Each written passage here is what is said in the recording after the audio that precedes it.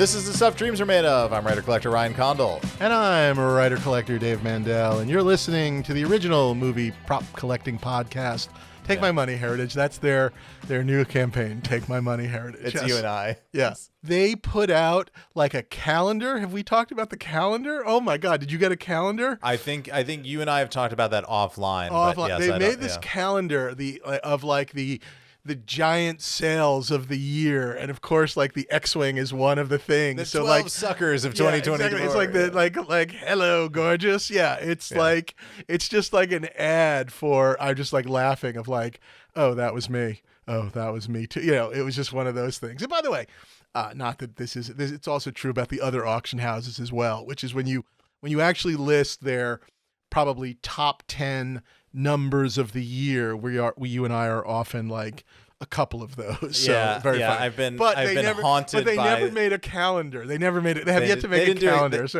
I have a calendar. They didn't do a calendar, but prop stores advertising and in between catalog pages, and every catalog, the Batwing is there to remind me of my overindulgence. So it's always there glaring. If you didn't get your heritage calendar, ask them for one so you can just smile when you see the X-Wing, among other things. So by the way, Dave, I sent one to your dad, just so you know. I just thought it was important that it's anonymous. It's anonymous. He doesn't know who. Yeah, and he loves a good calendar. He loves a good calendar. I think he knows. Yeah. I like to think he does not, honestly. We're actually good. The good news is we're getting to a point where if he knew, he would probably forget, because I think the shorter term memory is beginning to slightly like whatever. So it's like, did you buy that? I can't remember. It wasn't me. So yeah. So if someone has told him, hopefully he's moved on in his brain. So yeah. Yeah, it's this old thing. I've had this forever. Come on, pay more attention. That's your problem. You don't pay enough attention to me. You turn around on them. You gaslight them. And my props, make it their fault. How are you doing? I'm good, Dave. We have a big old banger of an episode tonight.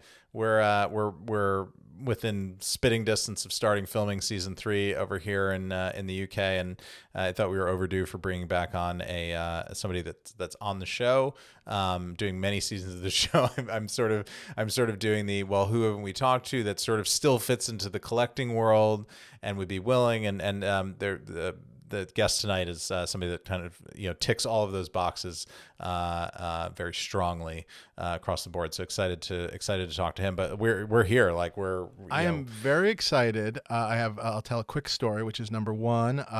I went back to New York for the 50th, as you know, for the 50th anniversary of Saturday Night Live, which was very fun and very cool. Excellent. I got to pop into a joke in the monologue. They cut to the writers standing outside, not being let in, and I get to be one of those writers. And I got in the rain with a bunch of my pals. I got to be there with the great Jim Downey, Robert Carlock, who created 30 Rock, Robert Smigel, Triumph the Insult Comic Dog, Mark Shaman, Mike Schur, a bunch of just great writers and whatever. It was very fun to do. Came back, and like many of the people who were at the SNL party, got COVID. I finally tested negative yesterday, and we were able to do the show. The show must go on. Yes, but I am so excited about having gotten COVID and gotten past it that I think I'm ready for some international travel, some post-COVID, I can't get COVID, time to travel internationally. All right. And come visit. Yeah, now I feel like I'm like Superman. I can go to the UK and not catch your 21st century diseases. So I really do want to come while you're shooting this year. No, we have a lot of Victorian illness over here, Dave. It's typhus and cholera. I'm going to eat a lot of oranges, so in case to protect myself from scurvy. Scurvy, touch of plague. Pertussis.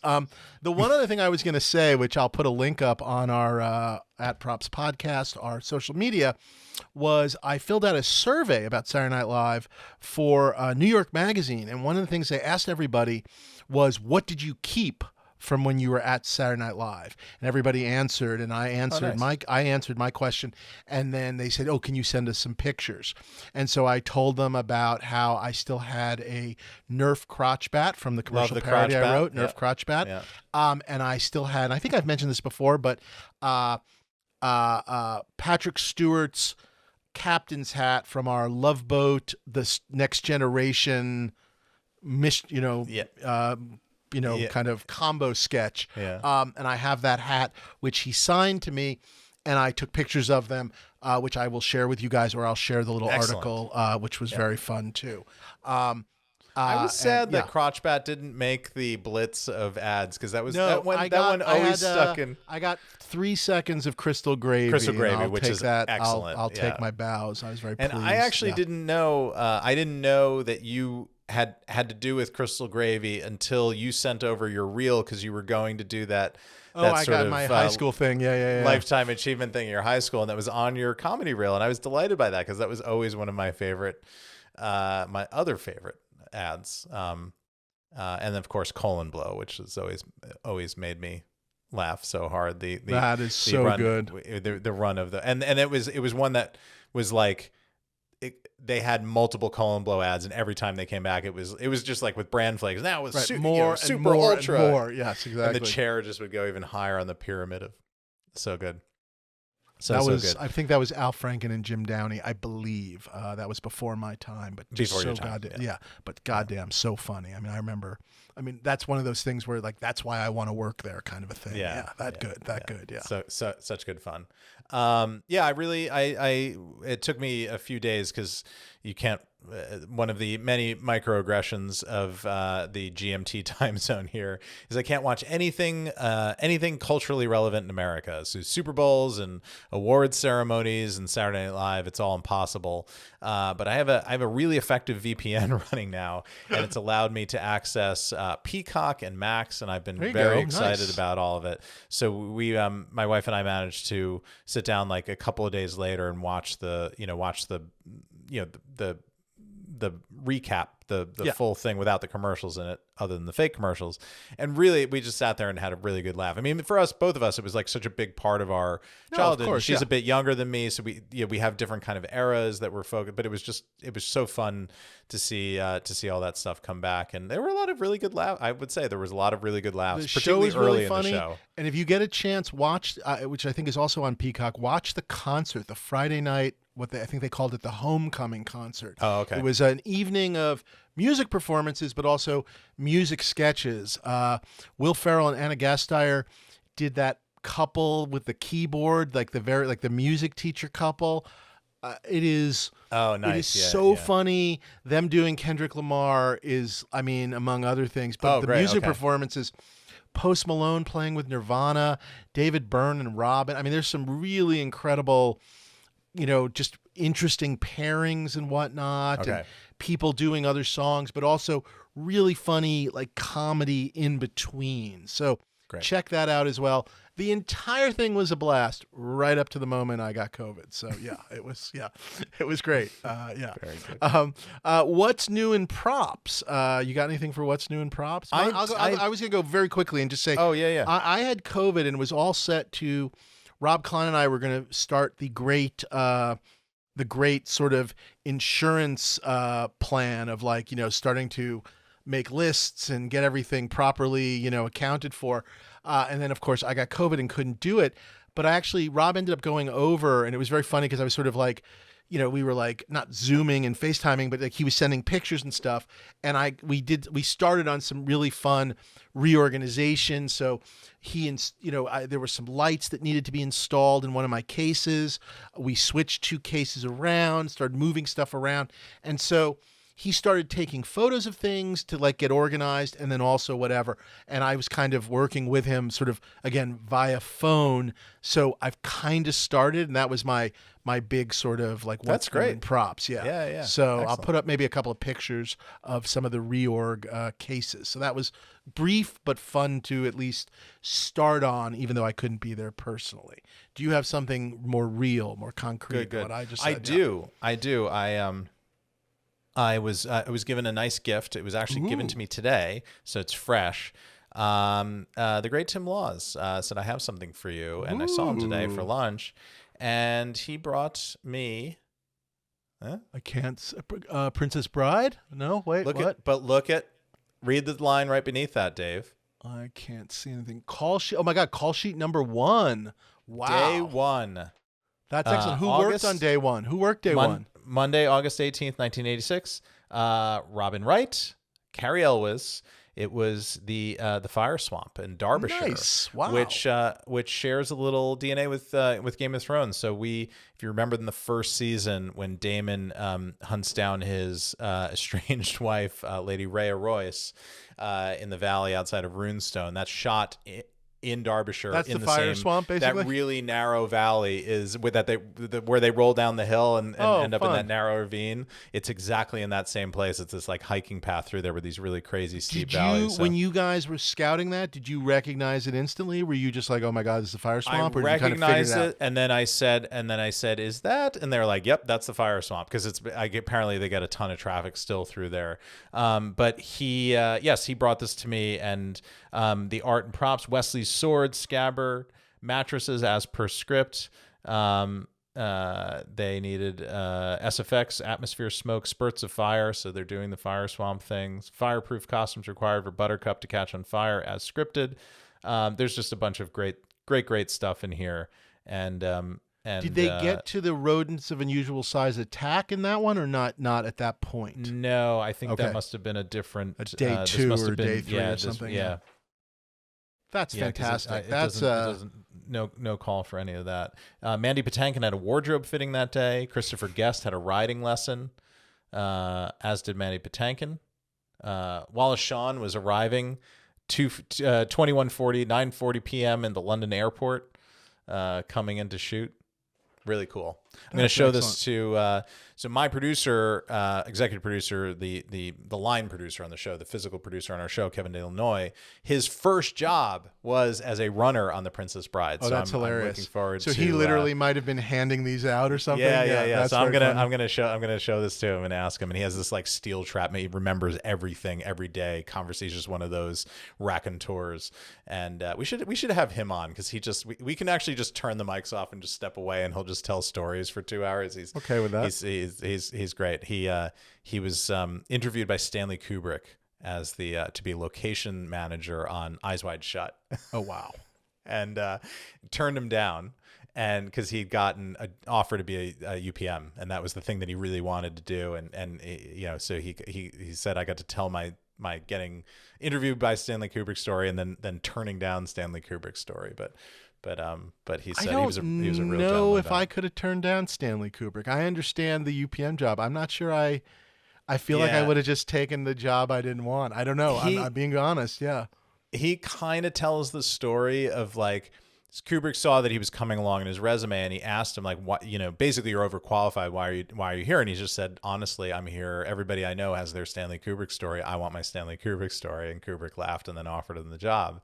And then it just, he came back and turned him down. And he sort of like, Kubrick was understanding right. it and said, good for you, and go on and good luck in your career. And he also worked with my production designer, Jim Clay, who was the production designer on Eyes Wide Shut for 12 weeks. That's about right. Yeah. I guess those stories are going to either be he was the production designer on Eyes Wide Shut for 3 weeks or 5 weeks or 12 weeks, or he was the production designer on Eyes Wide Shut for 7 years. You know what I mean? It's like those are the two. There's no in the middle. Yeah. Yeah. That one is a story for a different day, because I did get Jim going on that one time. It was a trying experience, as one could imagine. But yes, very excited to have this. He actually sent it along too with this movement order list. There's a bunch of production documentation he must have gotten from somebody that worked on the crew, and he had extras, so he very kindly gave this to me. I'm very excited. Cool. I'm gonna actually start building my call sheet book. This has motivated me to get out there and get really serious about it. So start collecting them. But excited to have it. It is that, I know we talked about it sort of a little bit on the Propas show, but it is, I love those things, especially, I mean, obviously in this case you actually have a great prop to go with it, but even in a world where if you didn't have that prop, that's that call sheet alone would be a fun one, unto itself, even if it was waiting for a prop to arrive, so to speak. But yeah. Wonderful. Congrats. That's excellent. Thanks. Really cool. So So tonight, in the spirit of being so near to production, as I teased, we have a member of the crew. We have Waldo Mason tonight, who is the very talented head of makeup special effects, the chief head of department for that group on our show. He started with us in season 2 and now is doing season 3 for us. And Waldo is a truly from our generation, true like film fan, read all the same movie magazines that we did growing up, loved all the same films. I would honestly say to those of you at home, if you pause a second, just check out his IMDb. Just look at the credits. We're going to be kind of going through them a little bit and talking, but I mean, just check out that list and you kind of get a sense of like, well, how does somebody become a department head on House of the Dragon? Well, this is how you become the department head on House of the Dragon. But pretty very exciting. Really been very much looking forward to this. So yeah. Okay, so let's bring him on. Special effects master, Waldo Mason. That's very kind. Thanks, Ryan. Yeah. Isn't it Maester? Isn't it special effects Maester? Makeup, I don't. How does it work? Makeup special effects Maester. Maester makeup special effects. You have effects. Multiple chains on your link or links on your chain. I don't know. I've lost all track of what those rules are. But something right? You have multiple links on your chain if you have different disciplines of the Maester. Yes. Is that okay, there you go. That's very true. Every new way of killing someone, I get an extra link on my chain. Right, exactly. Spear, whatever. Yeah, exactly. Spear, crossbow, yep. And if you've dabbled in magic, you get the Valyrian steel link because you have to make the Valyrian steel. So people can work it at a very, very small scale, apparently, still with the known spells. This feels like a department whose title has kind of changed and evolved over time, right, Waldo? I mean, now it would just be makeup special effects, right? That would be the sort of the department title.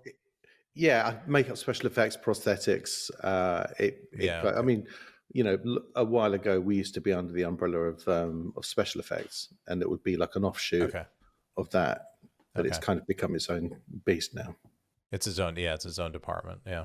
There's a funny thing that happens on sort of I guess I'll simply say non-House of the Dragon shows, like when you're doing like a normal show in an office, and then like all of a sudden it's like somebody needs like a black eye or a swollen something or other, which is obviously prosthetics start to sneak in a little bit, and then of course it's always like, is that the makeup department or do we need to bring someone? And it always gets very messy. So I guess it's kind of good that overall there's just its own department. Was prosthetics your way into this industry? Is that when you go way back to the beginning? Was it prosthetics that you were doing, or what brought you? Let's go to the start. How did you kind of get into things? I kind of had I mean, now there are lots of schools and courses that you can do. But when I started, it was just a case of trying to find a company that was doing it, write letters, send photos, and hopefully they'd see something they thought they could work with and bring you in and kind of mold you into a fully fledged kind of makeup artist. But were you doing like a hodgepodge in your own backyard, like doing your own films or helping friends make films and making things? Like were you one of those people, or you just kind of knew you wanted to do it? Yeah. Yeah, bedroom boy, absolutely. I would be making, I'd seen, obviously all the films. Everyone from my generation has a very similar story. They grew up on, The Thing, American Werewolf in London. All those kind of classics, and then would emulate what they'd seen or try to, with kind of varying degrees of success.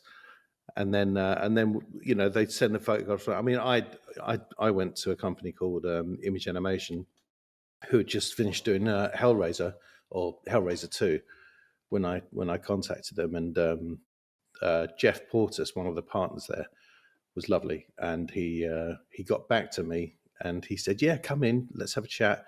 And they picked me up from Uxbridge Station and drove me to the studios, and I which is mind blowing for me because they were coming out of their way to sort of help me.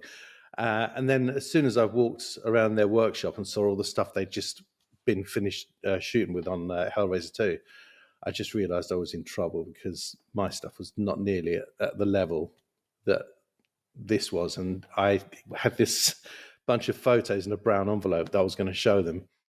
And after looking around their stuff, they said, let's see what you have. And I kind of pulled these photos out, and they were like,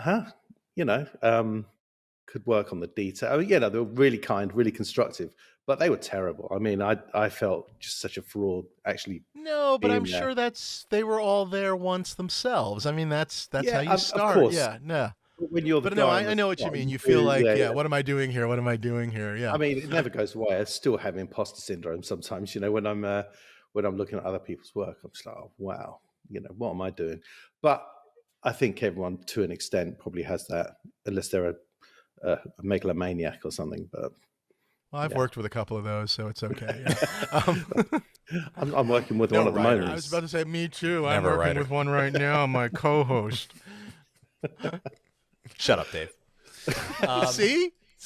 Finally, everyone finally gets to see the real Ryan, the monster I am. But Waldo, do you think you were?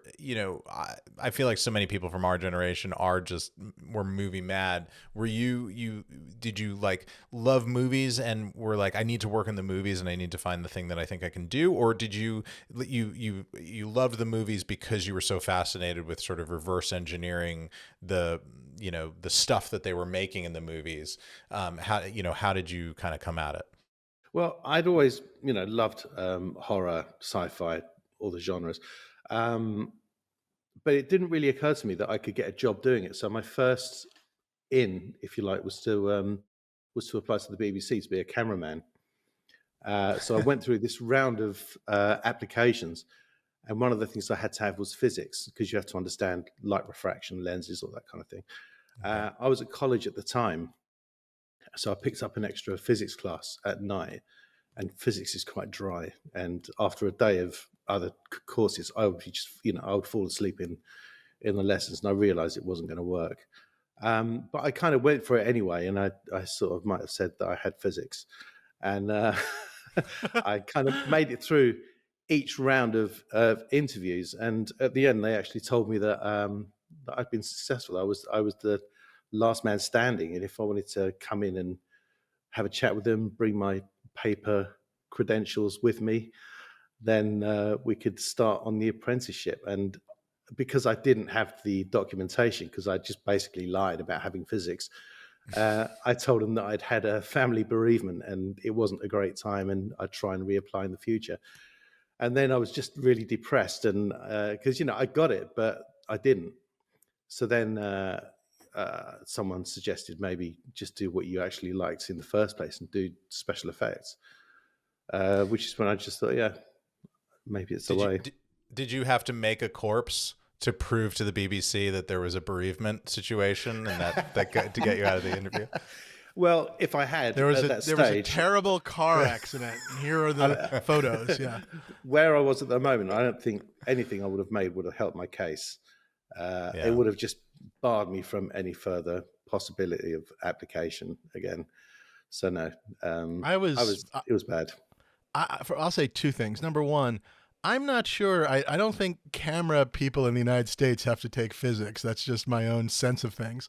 And number two, I was a very good science student, but when I got to physics, it was like ping, like to this day, just really no idea how physics works. Yeah. It's funny. I loved physics. I loved it. It was actually a thing I was considering as a major going into, going to school. It was chemistry that chemistry was it was an alien language to me. I could not. So funny. Yeah. Yeah. It just drove me crazy. I mean, organic chemistry, I still have like these, anxiety nightmares about trying to get through that course in high school. But there you go. Different strokes. So if you hadn't been a writer, you could have produced meth, I guess. Yeah. No, that's chemistry. I could have. I could. I would have made meth. Yeah. I could be a rocket scientist. I guess that would be my trajectory. And delivering the meth that Dave made, it would be a totally different podcast.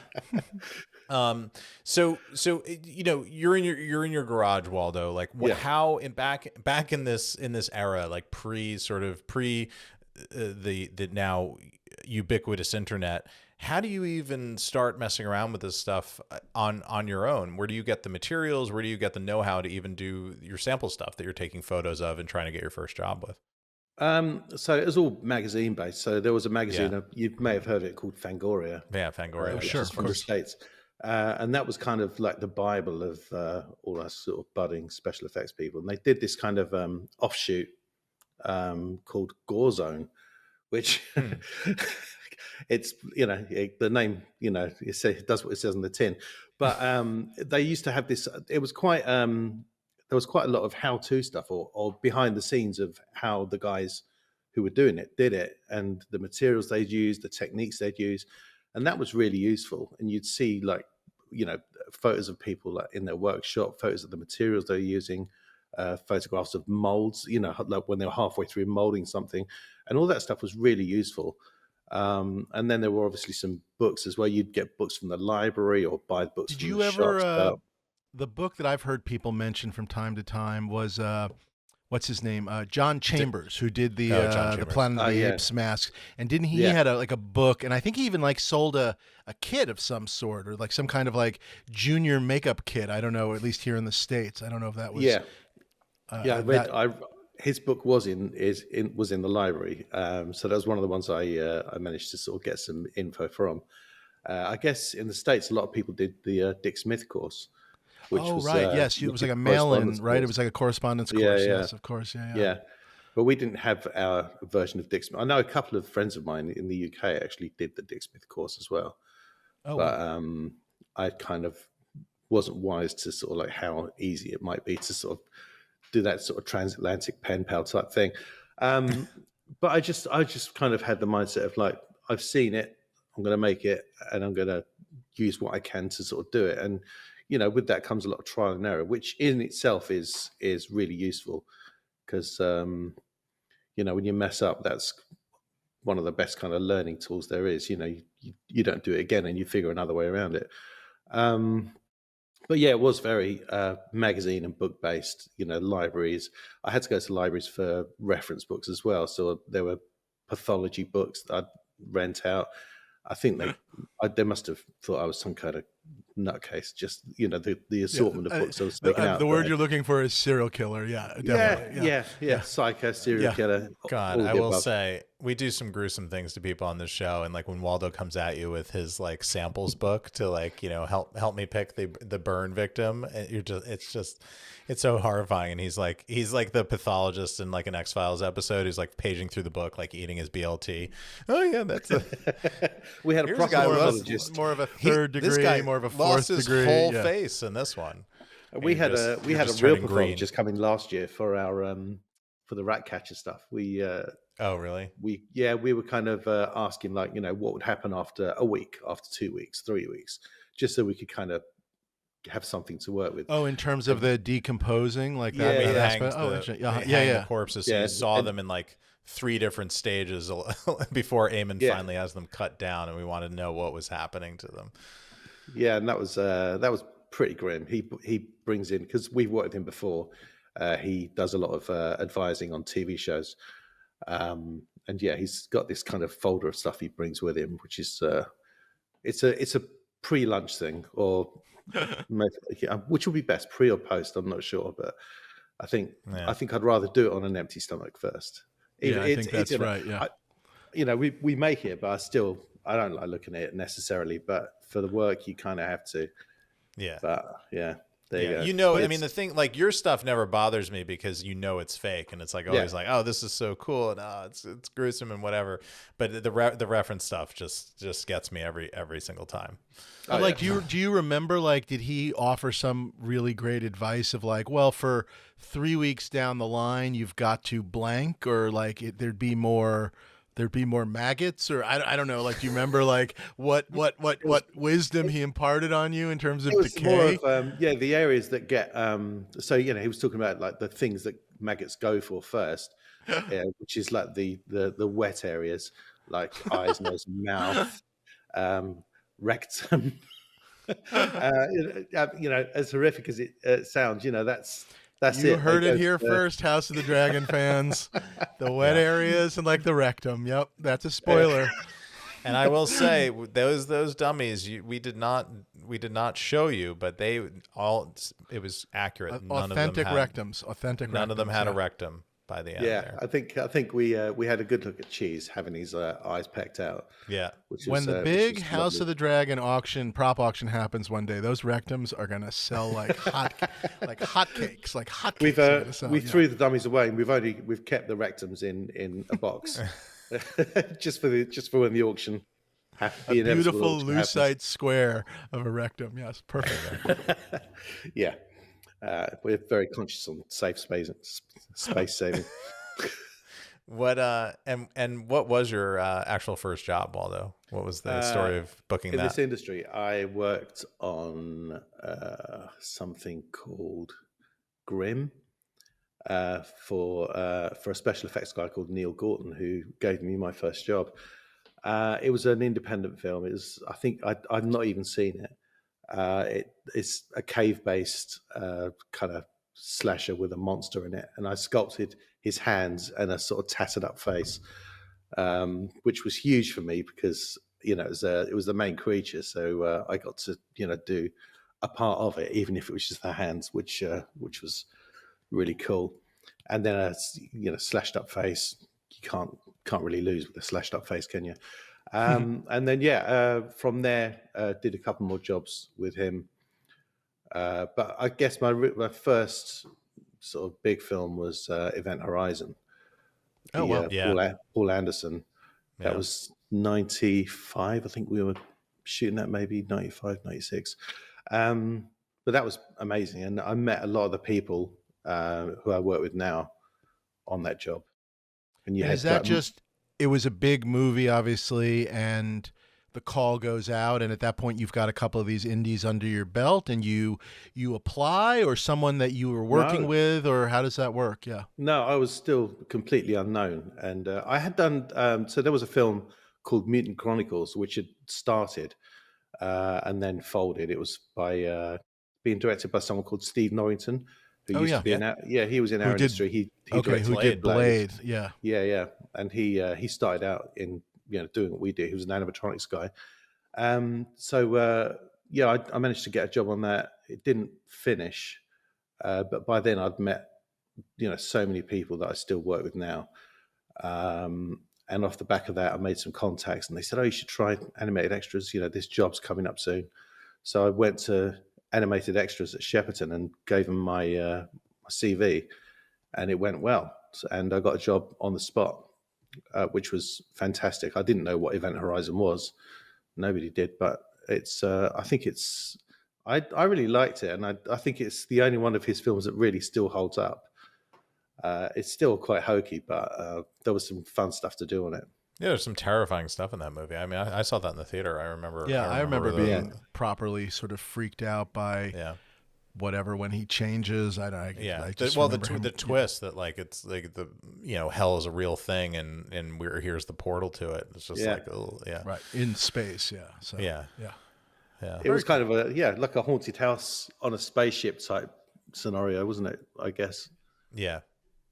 And I got to do my first silicon body on that, which was cool. I made a full size body of Jason Isaacs, and painted it and punched it. It's like literally the first time I'd ever sort of done anything like that on that scale, and loved it. And that was that kind of solidified it for me. That was the time when I was like, I think I can do this. I can hang. Yeah. Is this the sculpting? And I was walking through your incredible studio the other day, and saw some stunning sculpting happening live in the room. And I mean, I imagine now those because that was your younger sort of staff members. I imagine you touch some of that stuff now, but you're really more in a supervising, running the department role. But did you ever do like sort of retroactive, like go in and get formal sculpting training, or was this just stuff that was all self-taught and you had an eye and you figured out how to do it for yourself? Yeah, pretty much. I think I kind of just had a natural affinity for sculpting. I kind of enjoyed it, and it seemed to go well for me. But it's one of those things when you can be at home and it's quite insular. You're working by yourself, just from photos. But then when you start on a job and you're surrounded by people doing this amazing work, it does rub off on you, and your learning curve just goes up. It's just so steep because you're surrounded by it, and everything you look at is amazing, and you can't help but sort of elevate your own sort of skill set. Yeah. And so that's what happened. I mean, I'm not, I've still got a lot to learn. I'm not by any means, brilliant at, I'm not a brilliant sculptor. I'm not a brilliant painter. I do okay, but I've got a good kind of across the board knowledge of every process, pretty much. All the skills. Yeah. I think you're pretty great, Waldo. I have to say, it's been. Thanks. I do try and do at least one or two things on each show, like if I can. Still, I did some stuff on House of the Dragon last year, and I've got my eye on a couple of things for this season, which I'm going to. What did you? I know we're jumping around, but what did you do last year that you kind of got your hands dirty with? So I did Millie's head, the decapitated head of Rhaenyra, and I did that was fantastic. Yeah, really enjoyed that. She's got a great face to work with as well. Yeah, and the decapitated child for the funeral. Oh, because that was such it just had to be such a sweet thing, but not gory, but it had to just have this kind of sort of sadness to it. I just kind of wanted to do that myself because I knew what I wanted it to be. Both very memorable. Yeah, I still see comments where people were convinced the head was going to fall off when the cart was shaking. Yeah. I think a lot. We were sort of looking to set that up. We weren't going to go there. But the thing that haunted me the most about that was just the fact that it, like, as it rumbled over the cobblestones, that the head like jiggled, it like wiggled, like you could see it was like it wasn't like a solid cast head. There was like soft material in there that was behaving like real skin, and I think that was the thing that really connected you to it. That was a very specific note. It was so angelic. Yeah. She said the head has to wobble. We're going over cobblestones. I want it to wobble. I want it to look vulnerable and sort of precarious. That it couldn't just be like a solid, forgive me, like a mannequin head. It couldn't be. Yeah. It couldn't be a statue. It needed to feel like it was a real head. Oh, that's a really that's so cool. we literally cut the head apart from the body and then stitched it back on.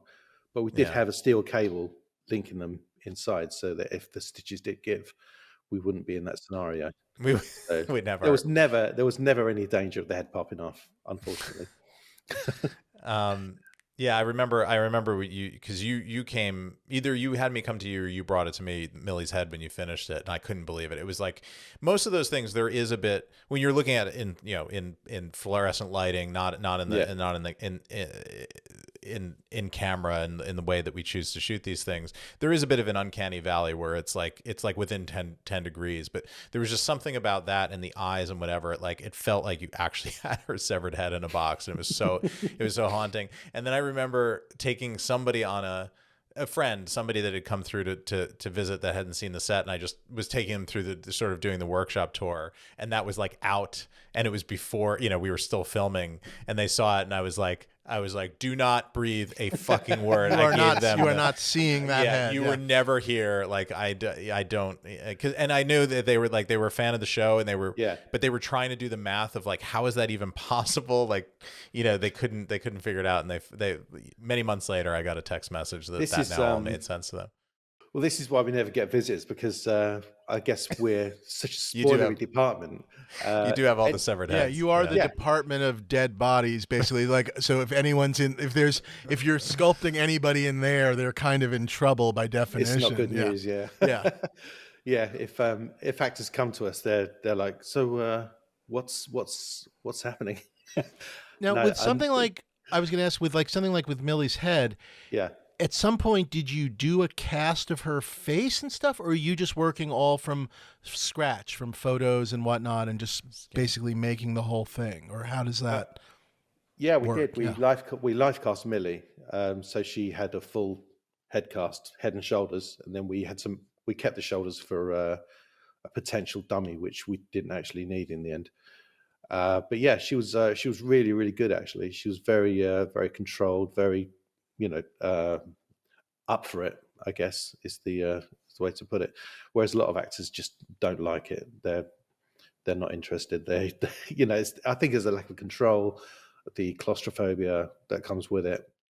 I'll tell you a horrible story really quickly. Yeah. Years and years ago, when we talked about this in the introduction, I worked on Saturday Night Live, which just celebrated its 50th anniversary, and Jeff Daniels, coming off of Dumb and Dumber, hosted, and we were doing a sketch, and I can't remember who he was playing, but they needed to do a nose or something, and so they did a full, I guess, cast to make like a prosthetic nose. Yeah. And I don't know what happened. I believe someone in the department was angry at somebody else or something and like sabotaged it or something. And it got stuck to his face. Like could not get the plaster was like stuck to him. And he was like when they tried to pull, he was in pain, and it was crazy. It was like nothing like that had ever happened. And they were like trying to get like mineral oil up there to get it all. It was like a real, like almost a disaster. And they did finally get it off. If you go back and watch the show, his face is sort of a little red kind of a thing. But it was really awful. Yeah. Never like I don't know, like we never really got an answer as to what happened. But really horrible. And to the sweetest guy in the world. Like one of the most just nice guys too. Yeah, it was a nightmare. So yeah. I did the same to a friend of mine when I did my first live cast before I knew what I was doing. I just plastered his whole face, left the nose free. And we couldn't get it off him. And he was a plumber, so he's fumbling around in his tool bag for an axe, and he starts just smashing his, it's like, this is going to go so bad. And we ended up just with like rocks on his eyelids, with crushing with pliers.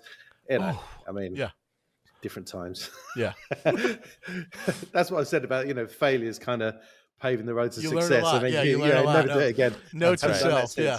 Note to self. Dave and I, as writers, we never had to, I never got a friend's, necktie stuck in a typewriter, whatever our equivalent, the equivalent thereof, would be endangering some a nasty friend's paper life. cuts, though, I bet. Yeah, I know. I've written jokes that were as painful as having something stuck to your face. So there you go. I was gonna say, some of my early scripts making people read terrible joke, 135 pages of my first screenplay. That was pure exposition. I guess that's like having plaster just glued to your face. That's fair. So Waldo, we wanted to we'll come back around to House of the Dragon, because I think we should talk about you because you did not do season 1, coming onto the show and the experience of all that and the things you've done. We can tease some things from season 3 and all that. But I remember your resume from when we were hiring you, and then I went back and read it, and it was just, I feel like it's grown, twofold since we met all those 4 years ago or whenever we met for the first time.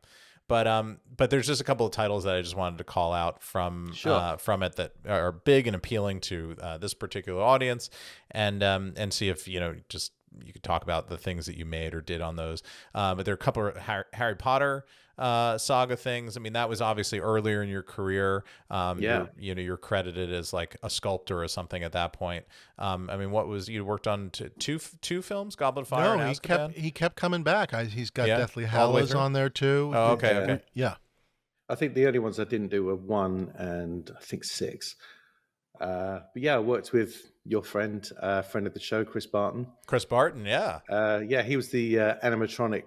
I think he might have been the animatronic supervisor on those films. He was lovely. Always, really nice to me. It was a great experience doing those films. I started on the film. I started on Chamber of Secrets, and I hadn't really any idea what Harry Potter was going to become because it hadn't been released yet. So I started working on this film when the first one was still kind of in the can, if you want. And it was only when I was working on it, and then we got to go to a crew screening of the first one, I was like, oh wow, this is going to be big. and obviously, we've got the museum outside, so it's a testament to how big it is, and it's never quiet in there. It's always heaving. I got to see some lovely stuff. So Chamber of Secrets, I did some petrified kids. Hermione, they get frozen by the basilisk. The basilisk, that's cool. Yes, I got to do a petrified, nearly headless Nick, who's found sort of floating in the hallway. John Cleese. Yeah. And then I think the rest of it was all quite basilisk heavy, which thankfully I didn't have anything to do with because that looked horrendous. But then on to I did Prisoner of Azkaban. I got to do a lot of spider work because we had lots of physical spider. Oh, that's right. The giant props. spider and all the little spiders and all the different, or I should say the different size spiders. That's right. I forgot about that. Yeah. And I did some early hair tests for Aragog. And we ended up using broom bristles for his hair, because when you look at a spider's face, they've got all those hairs. It's just a case of scaling it up, and what would it look like scaled up? And the closest thing I could come up with was broom bristles, and you could actually curl them and make them do what you wanted if you kind of zip your thumbnail down them, and then they kind of do this interesting sort of like curly wavy thing, and then you literally push them in with a needle. So his whole face was punched in broom bristles. That's great. With kind of some hair in there as well, but for different textures. But for the most part, yeah. And then we had to make lots of the attack spiders, which were the ones that were attacking Harry and Ron when they were driving the car. I got to paint a Dementor as well, which was cool. Oh, that's nice. Because you never really see what's under the cloak. But I was given it, and they said, "Look, just do what you think." And I worked with Rob Bliss, who was the designer. And we came up with this kind of veiny sort of pale look. And I think I've got a picture of it on my Insta. But that was a fun one to do, because the Dementors are quite cool. They are cool. Yeah. I was going to say, was there a different feeling? Because that to me, watching those films with my kids, Azkaban took such a jump ahead because Karan came in, and it became so much darker and more gothic. Did you feel the difference going from Chamber of Secrets to Azkaban? Yeah, just by virtue of the stuff we were making, really. Because then we went from the first two films they were almost like very kind of Bedknobs and Broomsticks, like they were quite they were light, and then suddenly that is the meanest thing I've ever heard anyone say. No, I'm kidding. I like Bedknobs and Broomsticks. Yeah, in that kind of family way, Chris Columbus has got a very kind of, his films feel like more family orientated than when Alfonso came on, we're making sort of shrunken heads, giant spiders, Dementors, all this stuff that was coming through. It's like, well, this is all getting quite dark. And then we'd see some rushes, and because they were really good about showing us the rushes, we'd get to, if we had a big day on set, we'd go and watch it in the Rushes Theatre, and it was it's really cool because it kind of gives you an idea of how you're doing and how the stuff's coming across, and it G's you up. It's a nice way of doing it. And so we would go in and just see all this stuff, go, wow, this is going to be quite different from the first two. And then I don't think it ever became light again. It kind of stayed in that kind of muted tones, the sort of... He set that tone, Yeah, everything's got that kind of slightly blue tinge to it. Yeah. But yeah. Did you make any Monster Book of Monsters? Was that technically a creature effect, or was that in that? Because I know Chris worked on those because he was doing the animatronics. Yeah, there were several. There was one that kind of chewed all the paperwork up. There was one that kind of ran around under the bed, and I think there was a slit in the floorboards. It would kind of zip up and down on, and it'd be operated from under the floor. I did get to. Speaking of plot, I did get to work alongside Daniel Radcliffe. Because I think it was number 2, wasn't it? Chamber of Secrets with Dobby. Yeah. So when Dobby goes to visit Harry in the hospital and tell him he mustn't look for the Chamber of Secrets, or he must go home. I had this rubber Dobby dummy. It's hard to say, and I had to sit on the bed with Daniel and kind of go through the motions with him, and then kind of make him jump off the bed. So it was an eye line for Daniel, and I think there's one of the wrap parties. They were playing bloopers on a screen before I got there, and apparently I was there with my rubber Dobby, waving it around in front of Daniel. That's good. But that was quite cool for someone who just kind of steps into the franchise and suddenly, okay, it was it was a good one. But yeah, they just got more and more ambitious as they went on, and by the time we got to Deathly Hallows, we had the big Goblin Day, which was.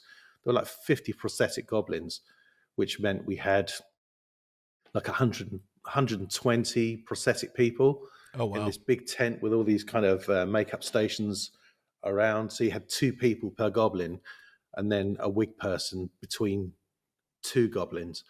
It's something like that. It was crazy. I'd never seen so many makeup people in one place, and it was a really interesting day. They're just asking you to call everybody you know? Like, we need more people. Like, do you know anyone that's not we working? had people coming from we had people from Spain, Germany, France, Sweden. I think there might have been a couple of American guys in there. I'm not sure.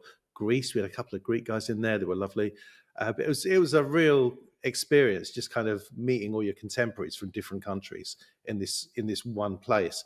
And obviously, everyone's kind of keeping their eye on what everyone else is doing. While they're there's a little bit of competitiveness in there, but it was brilliant.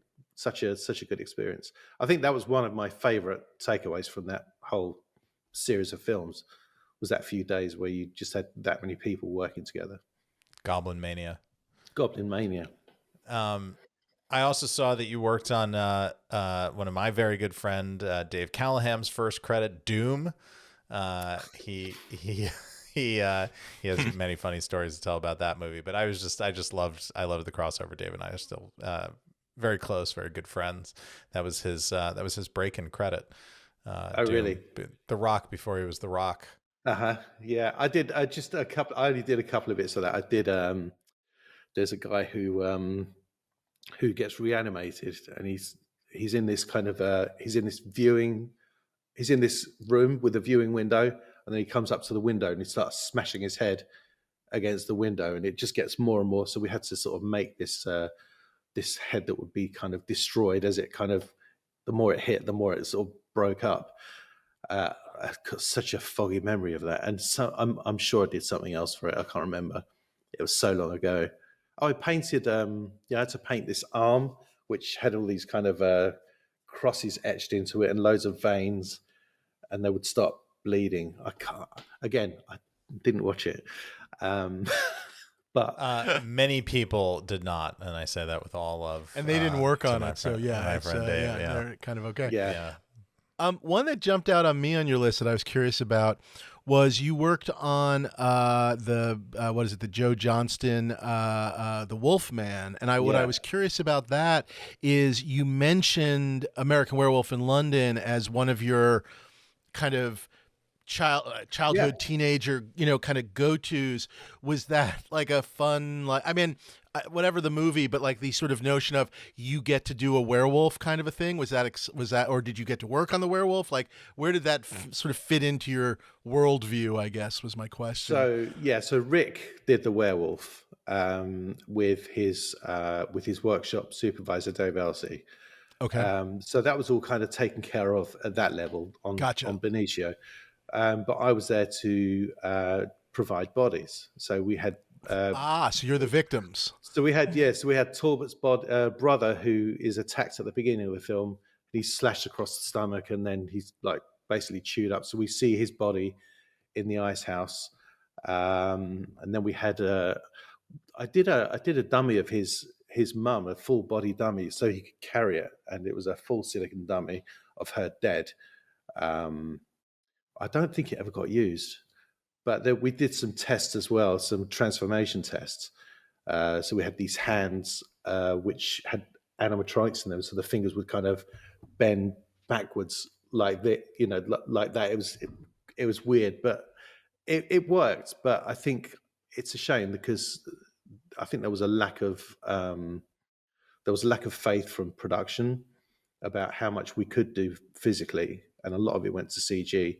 And I think Rick is actually on record as saying he kind of hated working on the film ultimately because he went in to do a job and wasn't really allowed to. He did the makeup, which was beautiful. It's lovely makeup, but the transformation is the thing that everyone would have remembered. As in American Werewolf, the transformation is that whole sequence in the film is what it kind of stands on, really. And he wasn't allowed to do it. So, but I got to meet him, which was fantastic. That was my next question: is you got to meet him? Yeah. Oh, totally. Yeah, he's got so many stories. And then straight after working with Rick, I got to work with John Landis. So it was like a double win. What was your Landis movie? It was Burke and Hare. It was like about the grave the robbers. two guys that steal bodies. With Robert Carlyle and somebody else, right? Yes. Sorry, I can't remember who. Yeah. The real life inspiration for Frankenstein. Oh yeah, exactly. Yeah, and but John Landis was a hoot. He was absolutely fantastic. He's everything you kind of expect. He just came in with this like really big, gruff sort of Hollywood, director thing. Hey, what are you doing? Get my fucking paper, And our crew just didn't know what to do with it. He's so rude. Why is he shouting all the time? And it's like it's him. He is a character. And I'm not sure how much of it is real, but it's like his kind of his go-to. But he's got so many stories. He was telling me stories about coming to America, like Eddie Murphy, American Werewolf, Thriller. He's just done so much, and he's got so many stories about all of it. So like he would just hang out and he's so happy to sort of just talk.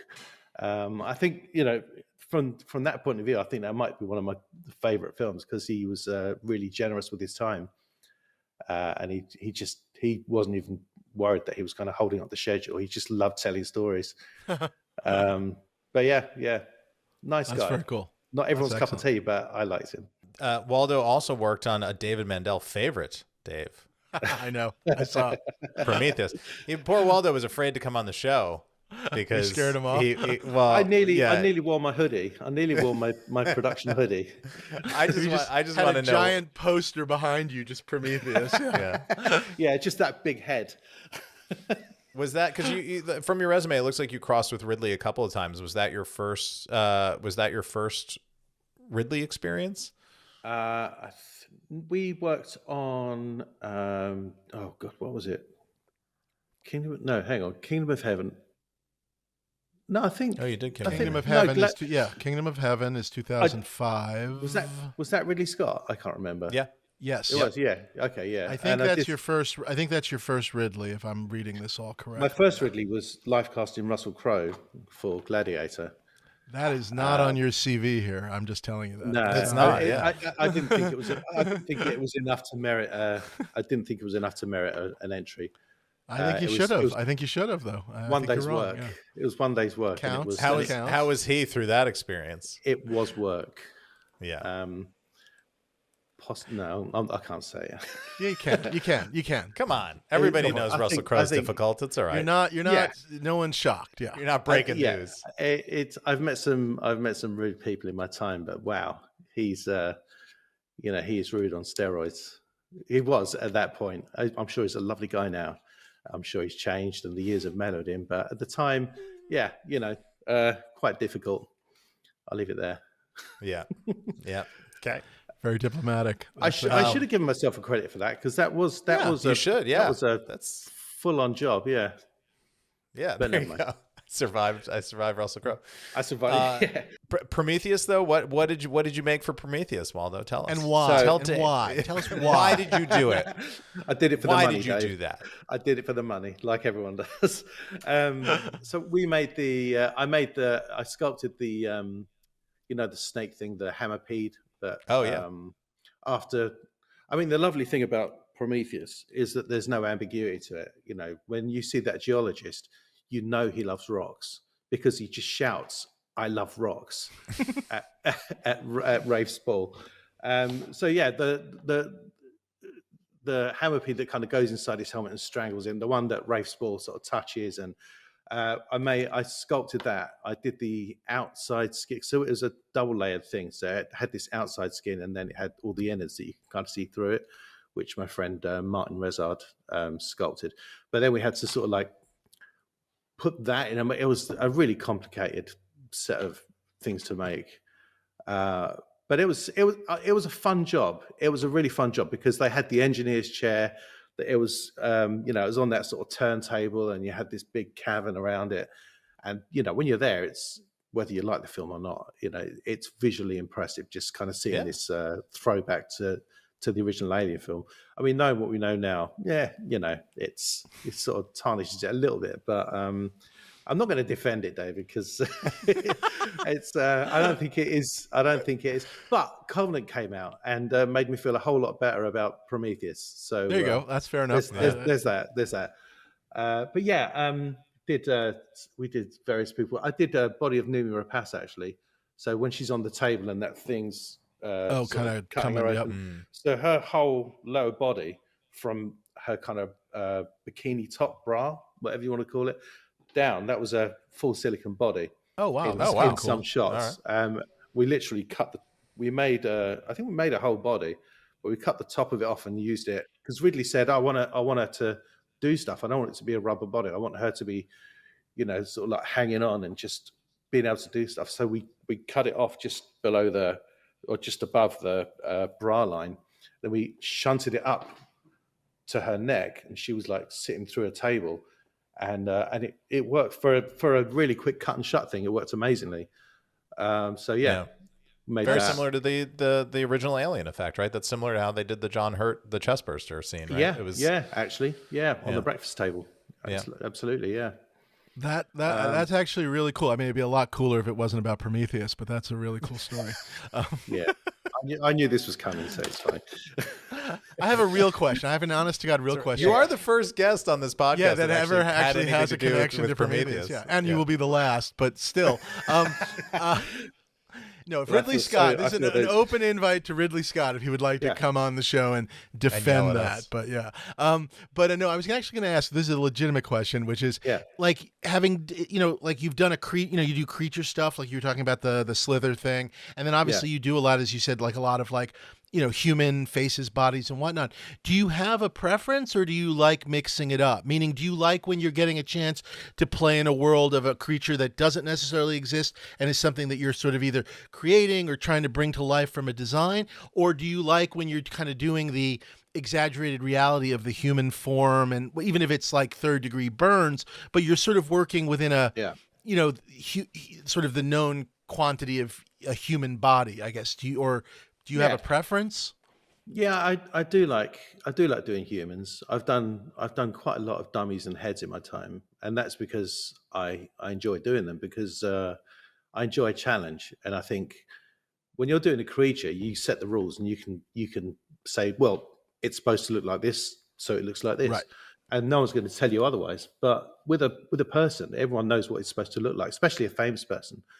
So there's a challenge there to actually make it as realistic and as accurate as you possibly can, and I think that's the challenge I enjoy. Is just making something that will fool people and look, it can never look 100%, but trying to get as close to that number as possible. Yeah, it's that's the test, and I deliberately go out of my way to try and do that each time. I think we get a little bit better at it. You find out something that works. You find a new material. You find a new mix of silicon that's going to work for you. I'm sure on this series of Dragons, we'll get to outdo ourselves again, I hope. Oh yeah.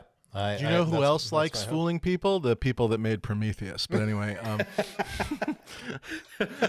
here's a film you're going to love. They tricked us into thinking this was going to be something about the origin of aliens, and then it just wasn't. But you know what? The nicest thing about Prometheus was actually seeing Ridley at work, because he's a proper hands-on director.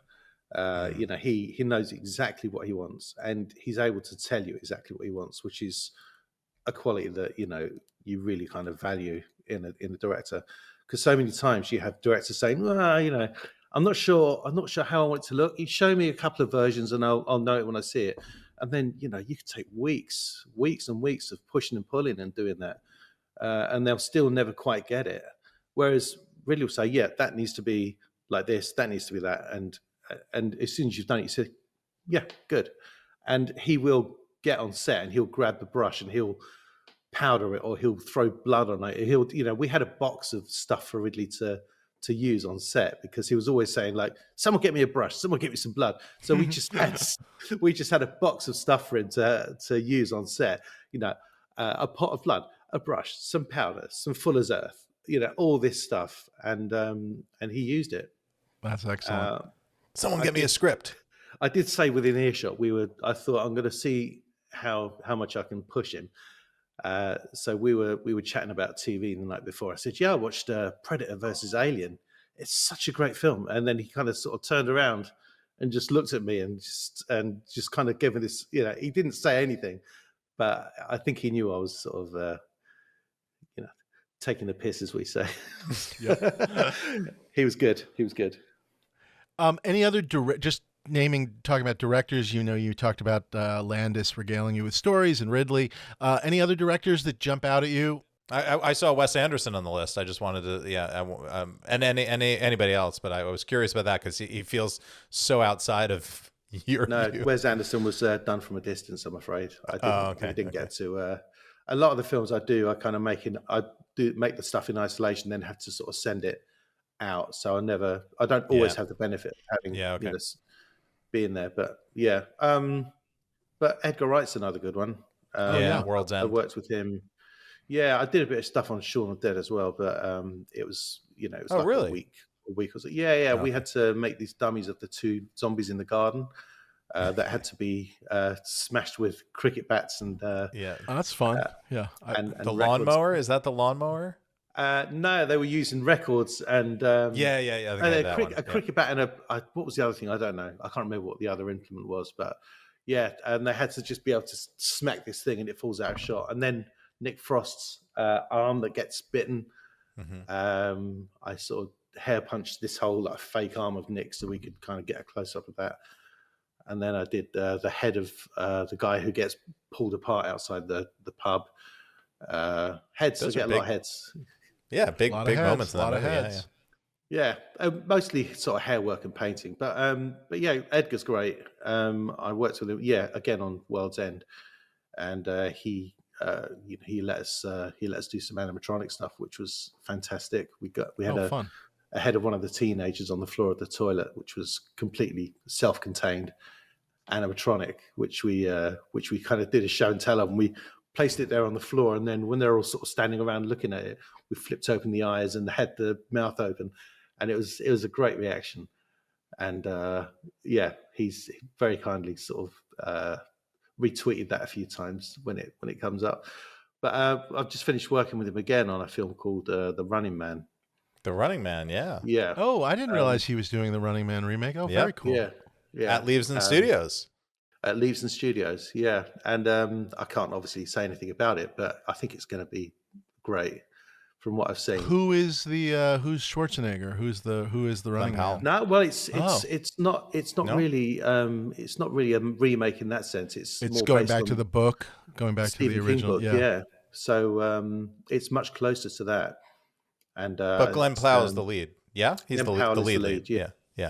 And he's great. He's the real deal. Such a nice guy. He's very down to earth. Very, very sweet. Just happy to talk. And if you're walking through the studio, hey, me. Ooh. Nice. But Edgar's another great one. He kind of knows what he wants.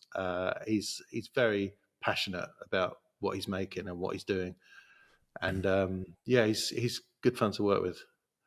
Yes, I was lucky enough to have dinner with him at some point in my run on this crazy show, and I was just delighted by him. He sort of delivers on everything you want Edgar Wright to be, in that social setting.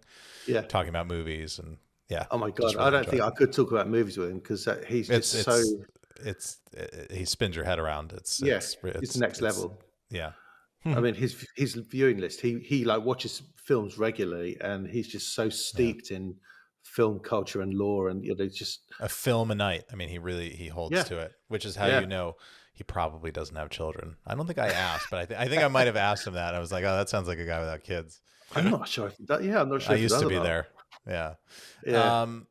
All right. Should we do House of the Dragon? Dave, did you have any others? No, that was fantastic.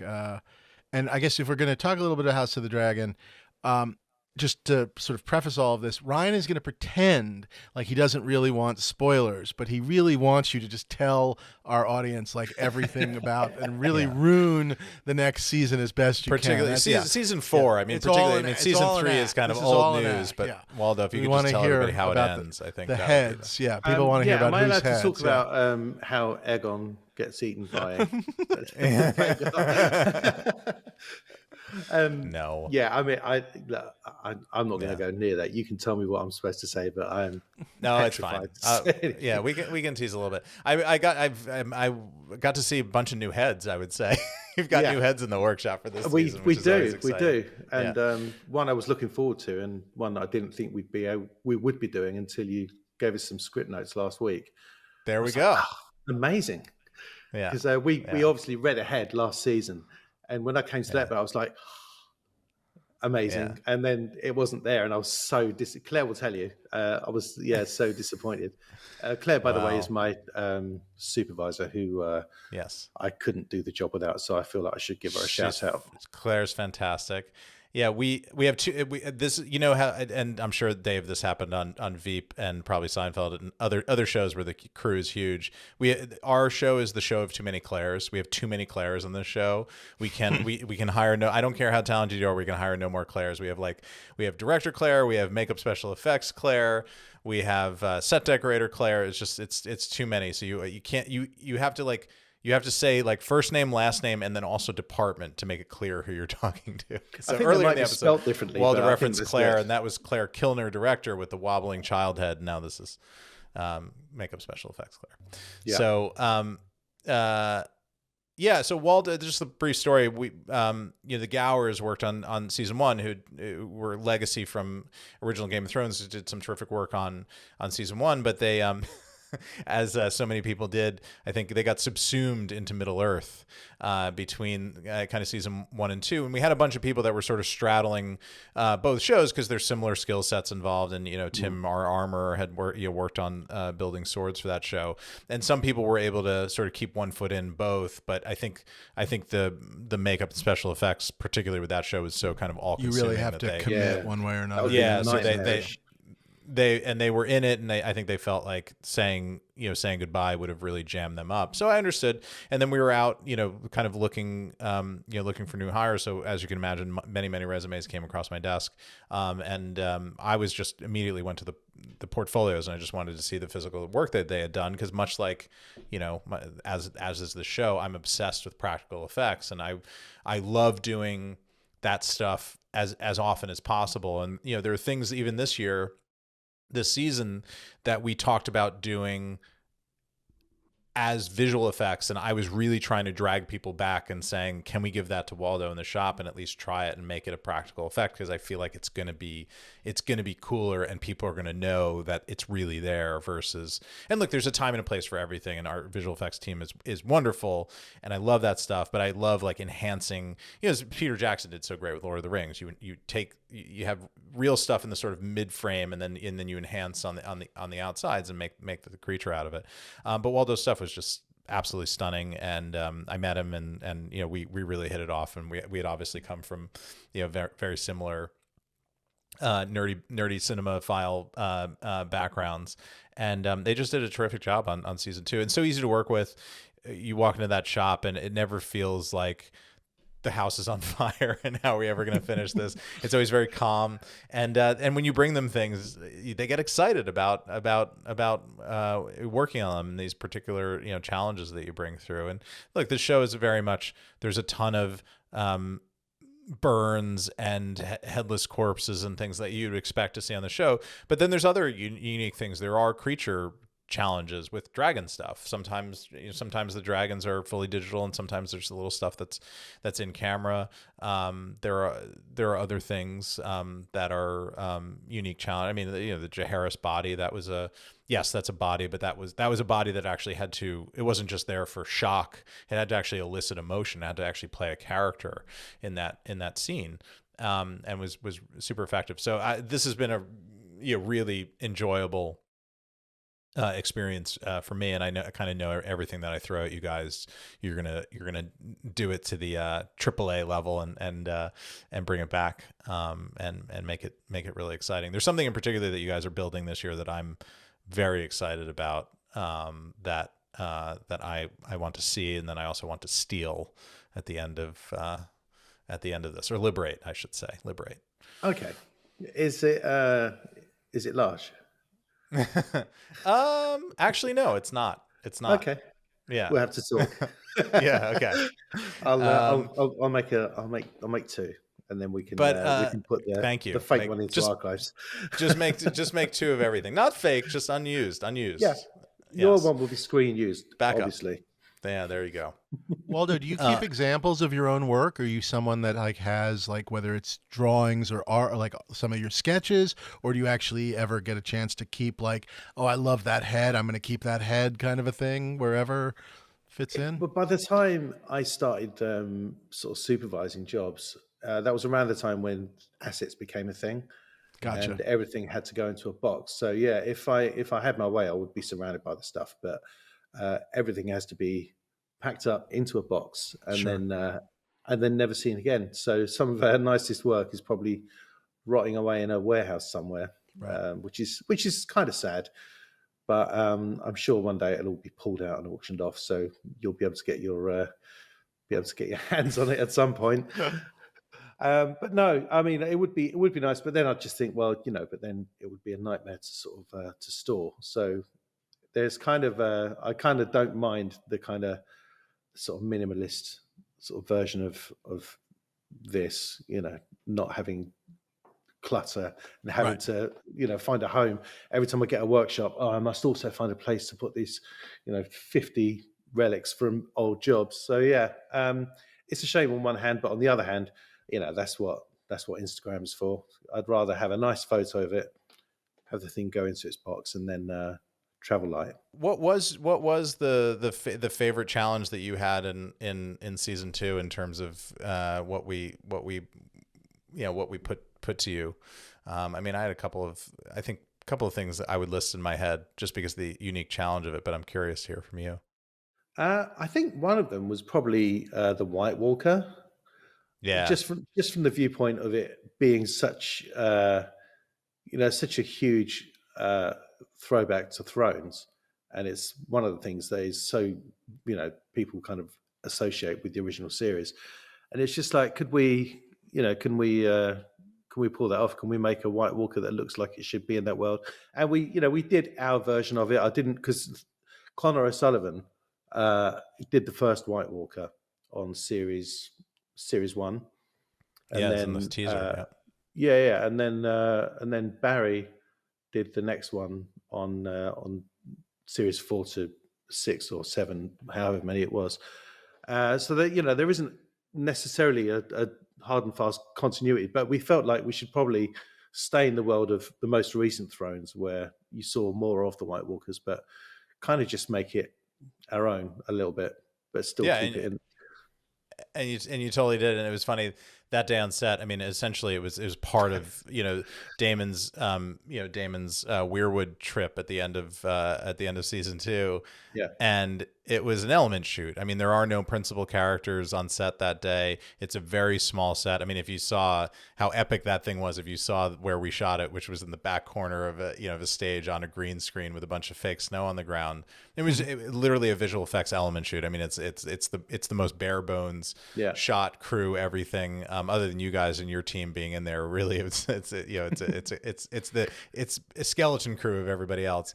There were more Very people good. on that set.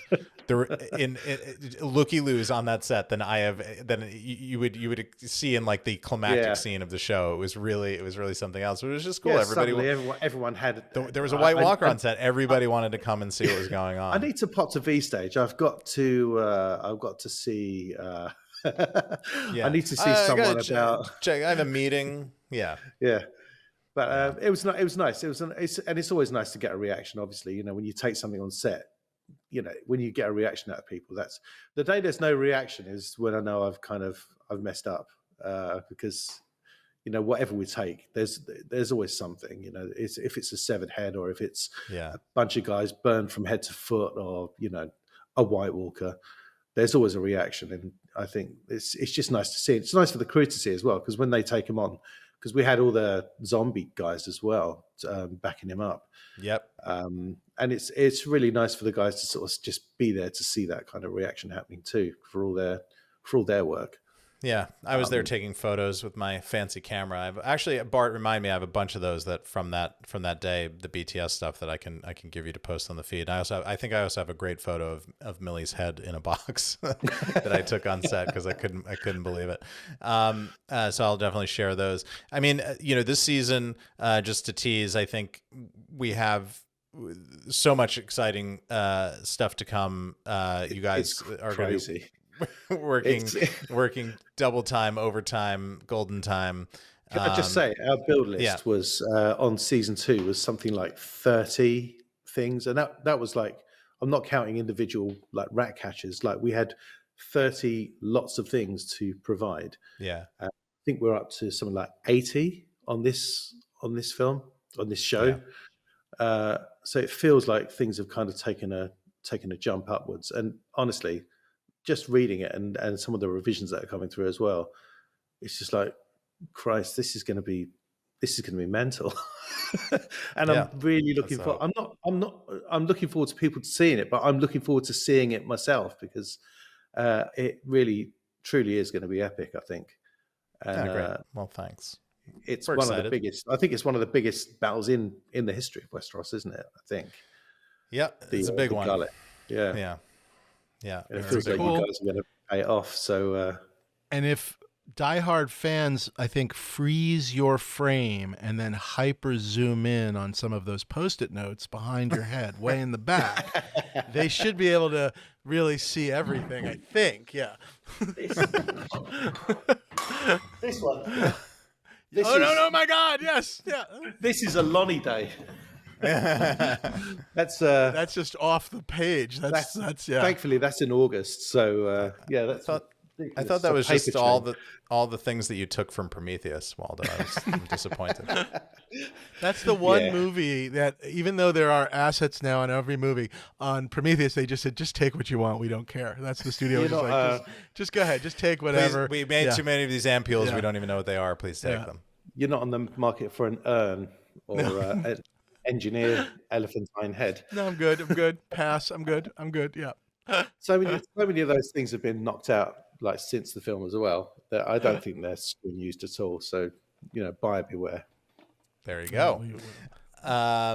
Unless, of course, you know better, not you, unless one of our viewers knows better and has secret information of how the stuff that is coming from nowhere is better and real. Anyway, that ties into it's better and real than the people that actually work in the business and then worked on the film. But sure, I've got some Prometheus stuff to sell, but I'm just waiting for the Renaissance to come back around for people to kind of wise up and see what a masterpiece it was. You might need to put it in a time capsule for your heirs, like about 300 years down the line, it's going to really start to look good. But yeah, I think that's gonna outlive me. I think that waiting for that. So, but I'm gonna. I was curious, and I don't know if this is maybe to wrap it up and maybe play the game. And am I forgetting anything else, Ryan?